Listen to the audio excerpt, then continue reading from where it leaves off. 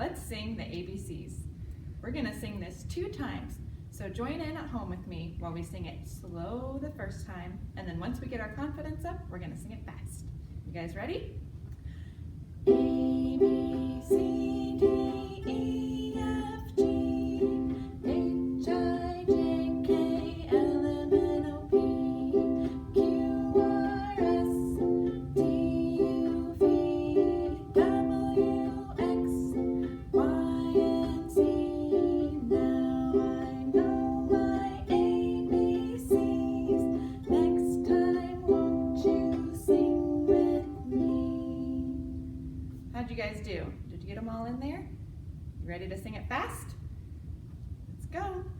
A, B, C, D, E, F, G, H, I, J, K, L, M, N, O, P, Q, R, S, T, U, V, W, X, Y, and Z.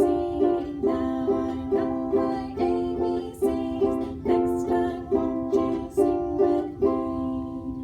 Great job. Hi everybody!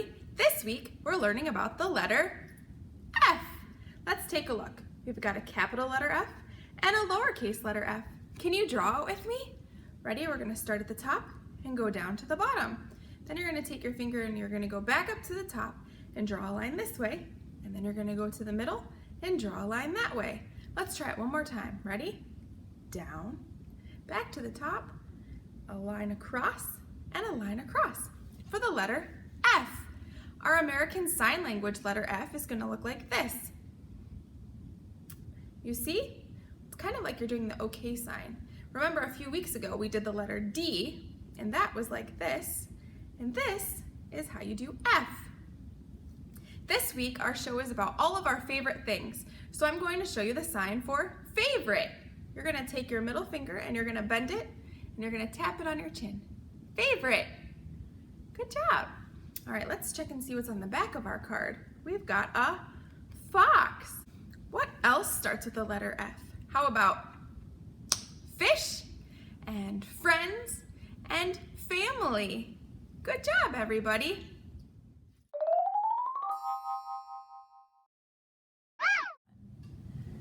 The book I chose to be my favorite book is called Chrysanthemum by Kevin Henkes. When I was in kindergarten, the school librarian read this to us on our first day of school, and I loved it.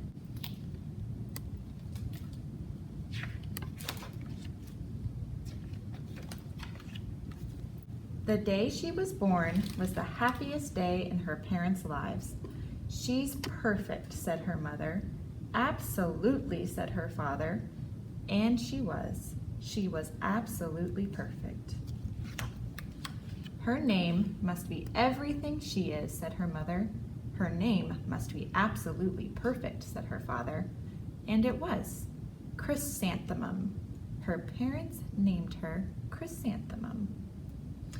If you don't know, chrysanthemum is a type of flower, which is that big flower we have on the cover, right there. Chrysanthemum grew and grew and grew, and when she was old enough to appreciate it, Chrysanthemum loved her name. She loved the way it sounded when her mother woke her up. She loved the way it sounded when her father called her for dinner. And she loved the way it sounded when she whispered it to herself in the bathroom mirror. Chrysanthemum, chrysanthemum, chrysanthemum.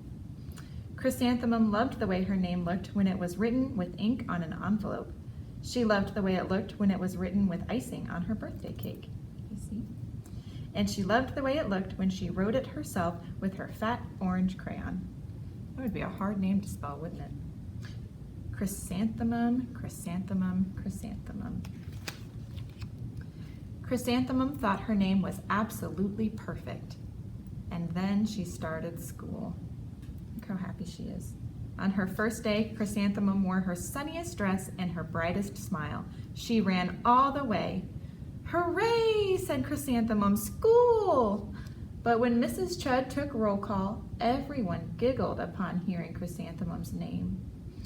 They have names like Bill and Joe and Victoria, and look, her name doesn't fit in her box. It's so long, said Joe. It scarcely fits on your name tag, said Rita, pointing. I'm named after my grandmother, said Victoria. You're named after a flower. Chrysanthemum wilted. She did not think her name was absolutely perfect. She thought it was absolutely dreadful. The rest of the day was not much better. During nap time, Victoria raised her hand and informed Mrs. Chudd that Chrysanthemum's name was spelled with 13 letters. That's exactly half as many letters as there are in the entire alphabet, Victoria explained. Thank you for sharing that with us, Victoria, said Mrs. Chudd. Now put your head down. If I had a name like yours, I'd change it, Victoria said as the students lined up to go home. I wish I could, thought Chrysanthemum miserably. Welcome home, said her mother. Welcome home, said her father. School is no place for me, said Chrysanthemum. My name is too long. It scarcely fits on my name tag, and I'm named after a flower. Oh, pish, said her mother. Your name is beautiful, and precious, and priceless, and fascinating, and winsome, said her father. It's everything you are, said her mother. Absolutely perfect, said her father. Chrysanthemum felt much better after her favorite dinner, macaroni and cheese with ketchup, and an evening filled with hugs and kisses and parcheesi. That night, Chrysanthemum dreamed that her name was Jane. It was an extremely pleasant dream. See, you're smiling. The next morning, Chrysanthemum wore her most comfortable jumper. She walked to school as slowly as she could. She dragged her feet in the dirt. Chrysanthemum, chrysanthemum, chrysanthemum, she wrote. Yes, see, she's writing it with her feet. She even looks like a flower, said Victoria as Chrysanthemum entered the playground. Let's pick her, said Rita, pointing. Let's smell her, said Joe. Are these girls very nice? They are not. Chrysanthemum wilted. She did not think her name was absolutely perfect. She thought it was absolutely dreadful. The rest of the day was not much better. During nap time, Victoria raised her hand and said, A chrysanthemum is a flower. It lives in a garden with worms and other dirty things. Thank you for sharing that with us, Victoria, said Mrs. Chudd. Now put your head down. I just cannot believe your name, Victoria said as the students lined up to go home. Neither can I, thought Chrysanthemum miserably.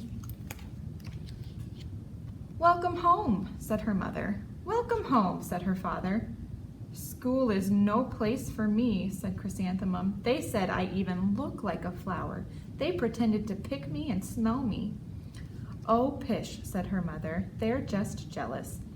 And envious and begrudging and discontented and jaundiced, said her father. Those are other words for jealous. Who wouldn't be jealous of a name like yours, said her mother. After all, it's absolutely perfect, said her father. Chrysanthemum felt a trifle better after her favorite dessert, chocolate cake with buttercream frosting, and another evening filled with hugs and kisses and parcheesi. That night, Chrysanthemum dreamed that she really was a chrysanthemum. She sprouted leaves and petals.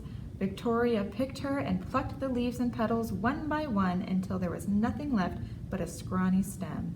It was the worst nightmare of Chrysanthemum's life. Chrysanthemum wore her outfit with 7 pockets the next morning. Look at all those pockets. She loaded the pockets with her most prized possessions and her good luck charms. Chrysanthemum took the longest route possible to school. She stopped and stared at each and every flower. Chrysanthemum, chrysanthemum, chrysanthemum, the flowers seemed to say.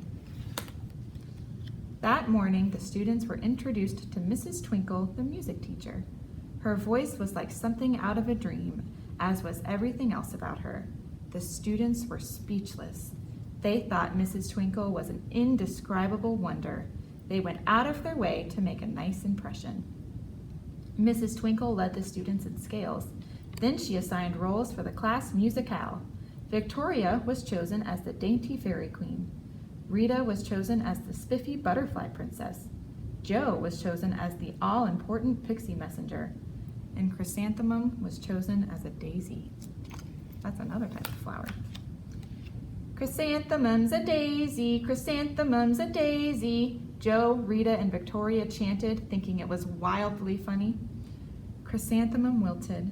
She did not think her name was absolutely perfect. She thought it was absolutely dreadful. "What's so humorous?" asked Mrs. Twinkle. "Chrysanthemum," was the answer. "Her name is so long," said Joe. "It scarcely fits on her name tag," said Rita, pointing. "I'm named after my grandmother," said Victoria. "She's named after a flower." "My name is long," said Mrs. Twinkle. "It is," said Joe. "My name would scarcely fit on a name tag," said Mrs. Twinkle. "It would," said Rita, pointing. "And," said Mrs. Twinkle, "I'm named after a flower too." "You are?" said Victoria. "Yes," said Mrs. Twinkle. "My name is Delphinium. Delphinium Twinkle. And if my baby is a girl, I'm considering Chrysanthemum as a name. I think it's absolutely perfect." Could you guys tell that there was a baby in her? Chrysanthemum could scarcely believe her ears. She blushed, she beamed, she bloomed. Chrysanthemum, chrysanthemum, chrysanthemum. Joe, Rita, and Victoria looked at Chrysanthemum longingly. "Call me Marigold," said Joe. "I'm Carnation," said Rita, pointing. "My name is Lily of the Valley," said Victoria. Chrysanthemum did not think her name was absolutely perfect. She knew it. Here's the epilogue. Overall, the class musicale was a huge success. Chrysanthemum was absolutely perfect as a daisy. Victoria made only one mistake. She completely forgot her lines as the dainty fairy queen. Chrysanthemum thought it was wildly funny, and she giggled throughout the entire dance of the flowers. That's not very nice of Chrysanthemum. Eventually, Mrs. Twinkle gave birth to a healthy baby girl, and of course, she named her Chrysanthemum. The end.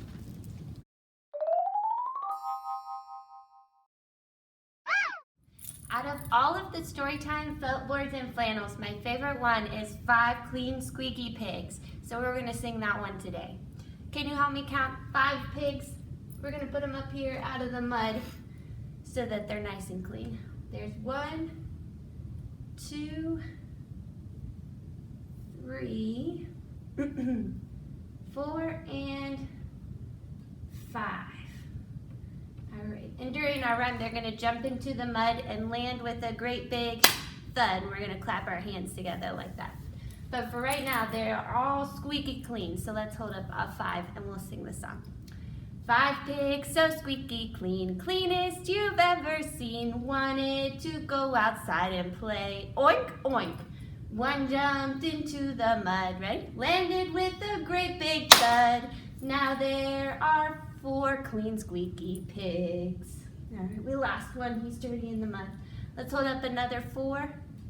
The number 4. 4 pigs so squeaky clean, cleanest you've ever seen. Wanted to go outside and play. Oink, oink. One jumped into the mud, landed with a great big thud. Now there are 1, 2, 3 clean squeaky pigs. Let's hold up our 3. 3 pigs so squeaky clean, cleanest you've ever seen. Wanted to go outside and play. Oink, oink. One jumped into the mud, landed with a great big thud. Now there are 1, 2 clean squeaky pigs. We're losing them fast. Let's hold up our 2.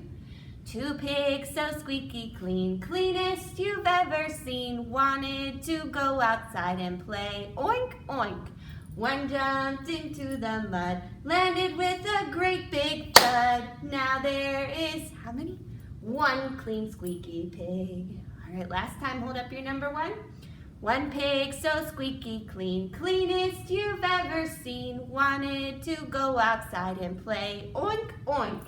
It jumped into the mud, landed with a great big thud.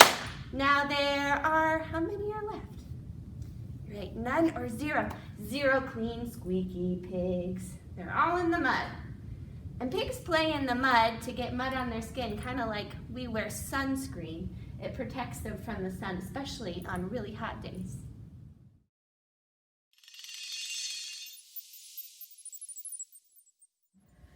One of my favorite things to do when I was a kid was play string games. I learned it from a book, and it had lots of different ones that you can do, some of them with friends and some of them by yourself. And all you need is a piece of string long enough to make the games with. This one is made from yarn, but you can use anything long enough like twine or ribbon, anything you have lying around the house. To make sure that you get a loop that's big enough, just make sure that it can wrap around your elbow 2 times. So hold it in your hand and wrap it around like that. And then halfway through the 3rd time, you're just gonna snip it right there. Mine will be longer than yours because I have longer arms. All right, once you tie it, cut the ends a little short, and then you're ready to get started. I'm going to show you like my favorite, which was called Jacob's Ladder. You might know it. I'll show you it from the front and then from behind so that I can teach you how to do it yourself. To do it first, you're just going to loop it around your palms like this so that it cuts across, going from your thumb to your pinky on both hands. And then pick it up with your pointer fingers. To do that, drop it from your thumbs, pick up the bottom string with your thumbs and pull it to the top, loop over and add a 2nd string, drop the pinkies, pick up the 3rd string with your pinkies, drop the thumbs. Now you have cat whiskers. So we're getting close to the end. You're going to pick up the 3rd string with your thumbs, and now we're going to reach over and pick up this string over our index finger and pull it over our thumb and then loop it over. Remember, I'm going to show you how to do this in detail in just a minute. But pay attention to these triangles right here because they're important. We're going to stick our fingers in, loop around, and we have Jacob's Ladder. Are you ready to learn how to do it?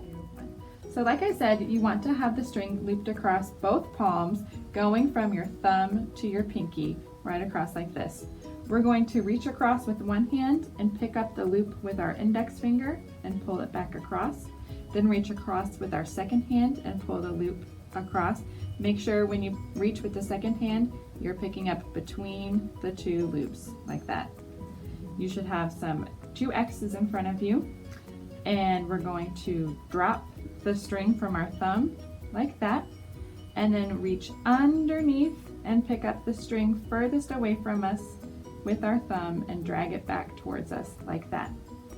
Now we're going to take our thumbs and go over the 1st string and under the 2nd and pull the 2nd string back towards us too. Now we drop our pinkies and we reach with our pinkies over this string and under the string next to it and pull it back. Now we drop our thumbs again. And this is the cat whiskers I showed you. We're going to take our thumbs and go over these 2 strings and under the 3rd string and pull it back towards us. And now is when we take one finger, make sure the loops don't fall off. We're going to take this string from the other side over our thumb and then take this bottom loop and put it over our thumb like that. So we're making this triangle here. We're going to do the same thing on this side. Reach for this loop and pull it over our thumb, and then pull the loop underneath, up and off of our thumb. So we've got triangles just in front of our thumbs. This is the trickiest part. We're going to take our index fingers and put them inside the triangles. And as we put them inside the triangles, we're going to turn our hands and drop the loops off of our pinkies and off of our index fingers so that we're just holding the triangles on our index fingers. So now we have Jacob's Ladder.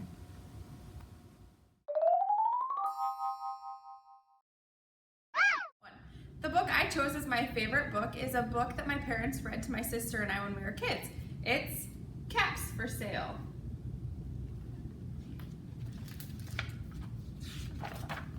Caps for Sale. Once there was a peddler who sold caps, but he was not like an ordinary peddler carrying his wares on his back. He carried them on top of his head.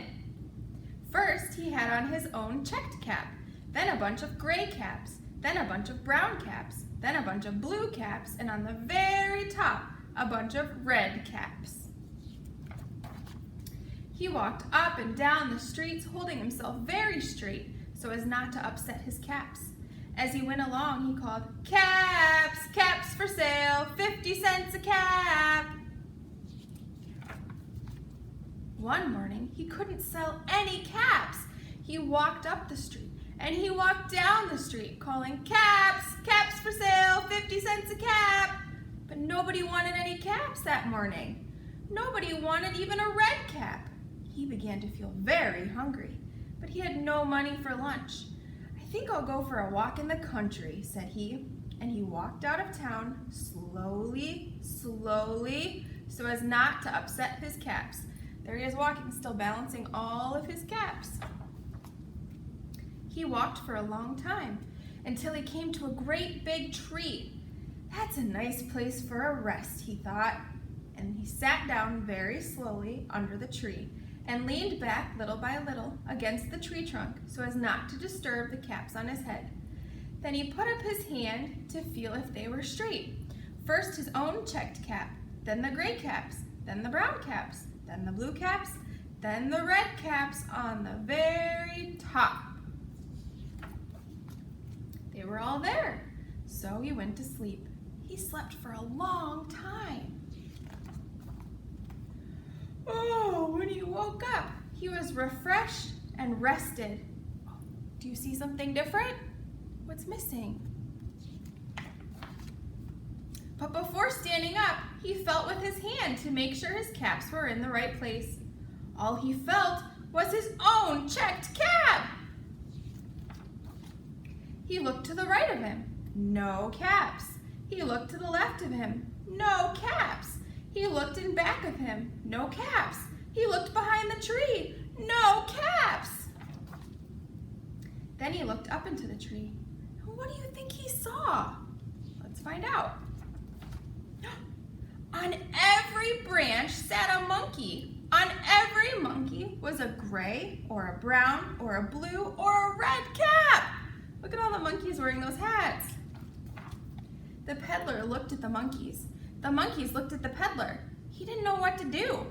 Finally, he spoke to them. "You monkeys, you," he said, shaking a finger at them. "You give me back my caps." But the monkeys only shook their fingers back at him and said, "Tss, tss, tss." This made the peddler angry.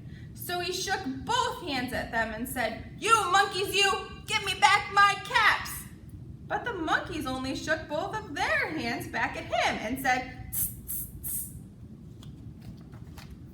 Now he felt quite angry. He stamped his foot and he said, "You monkeys, you better give me back my caps." But the monkeys only stamped their feet back at him and said, "Tss, tss, tss." By this time, the peddler was really very, very angry. He stamped both his feet and shouted, "You monkeys, you must give me back my caps." But the monkeys only stamped both their feet back at him and said, "Tss, tss, tss." At last, he became so angry that he pulled off his own cap, threw it on the ground, and began to walk away. He's very angry and frustrated. But then, each monkey pulled off his cap.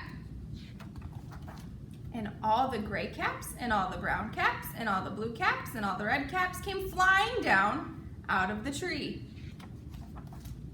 So the peddler picked up his cap and put them back on his head. First his own checked cap, then the gray caps, then the brown caps, then the blue caps, then the red caps on the very top.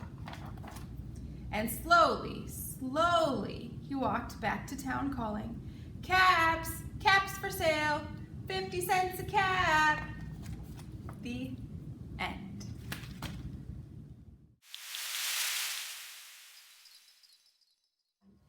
One of my favorite activities is to make oobleck. I've tried several times to make slime and it never works out for me, but oobleck is like a sure thing to do. It's very easy and it defies the laws of science, which I think is really fun. All you need to make oobleck is some cornstarch, some water, and you can add food coloring if you want to, but you don't have to. It's kind of fun to make it a different color. And a container to put it in. So what you're gonna do first is you can measure or you can just pour some in. I'll put in that much. because you can tailor the amount of water you add, and once we get going you'll be able to see what I mean. You can pour as much or as little as you need. So if you're going to add the food coloring, just know that this will be what can stain your clothes and your hands. If you want to make it without the food coloring, it's totally safe. It washes off and wipes up. So if you add food coloring, add it now and be careful. And just know it can stain your clothes and your hands. So put your drops in your water and you can mix it up. I'm going to make yellow oobleck. Alright, now you're going to add water very slowly to your cornstarch mixture.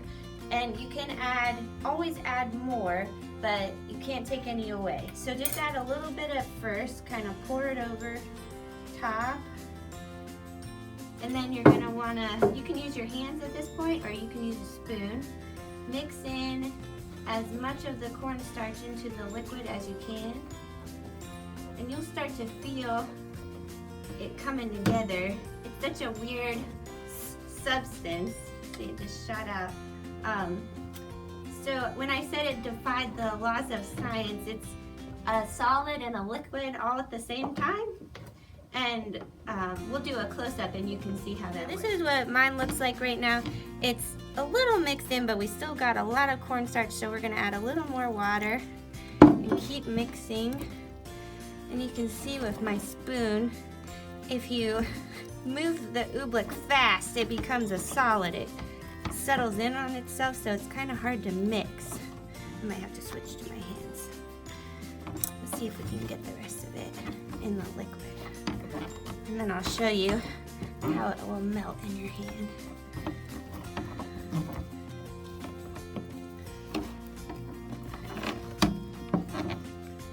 Alright, so you can look OOBLECK up online even, and people have filled swimming pools with it, and they can walk on it, because if you hit it hard, if you shock it, it's a solid, but I'm going to sink my fingers right into it. If you move slowly in it, it's actually a liquid, and you can pick it up and it feels hard, but then it will drip.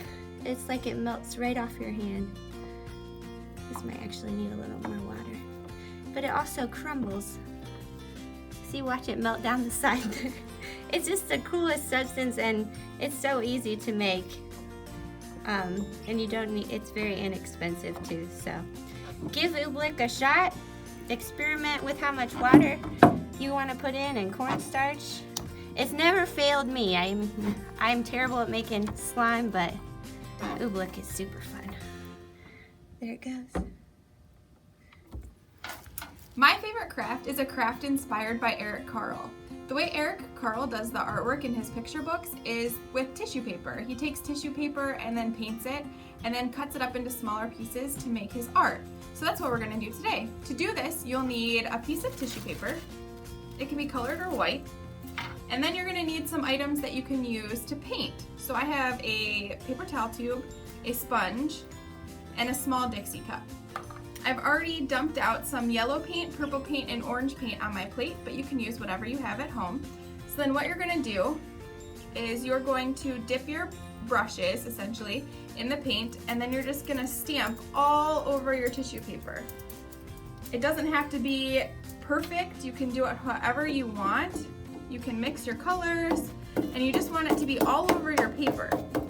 So you're going to cover your paper. Once you do that, you're going to let it dry. After you let it dry, you're going to cut it. So I'm going to continue to do my paper, and then we'll join you again with the finished dried piece of tissue paper.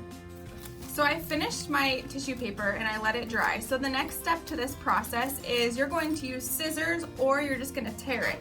So you're going to cut little pieces, or like I said, you can tear it.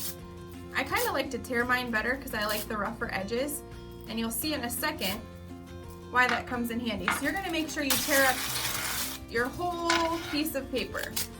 Once you do that, you can make your project. There's lots of different ways that you can do this. You can take just a plain piece of paper and glue your pieces on top of that. Or you can either print or outline a letter and then fill in the letter with your pieces of tissue paper.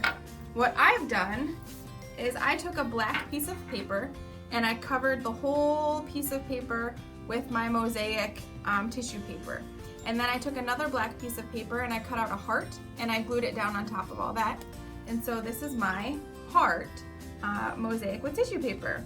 So like I said, there's lots of different ways you can do this. I also like this craft because it's good for all ages. Toddlers can do it all the way up to teenagers. We've done it lots of different ways at the library and they always turn out great. I hope you try it.